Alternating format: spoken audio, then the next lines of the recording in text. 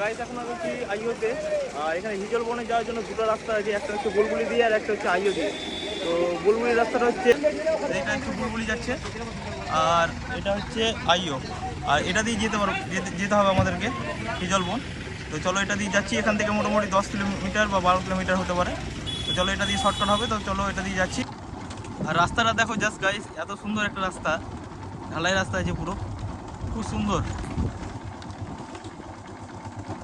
দুধারে জমি, এইদিকে দেখছে জমি, এইদিকে জমি, আর এই রাস্তা ধরে আমরা যাচ্ছি এখন হিজল বন। ঠিক আছে চলো ওখানে গিয়ে দেখাচ্ছি। তো গাইস আমি ফেসে গেছি এখন, দেখো মহিষ আর গরুর মিডিলে, এই দেখো গরুর দিকে আসছে আর মহিষ, আর আমি এখানে এখন আমি ফেসে গেছি। দেখো ফেসে গেছি পুরো, যেতে দিচ্ছে না।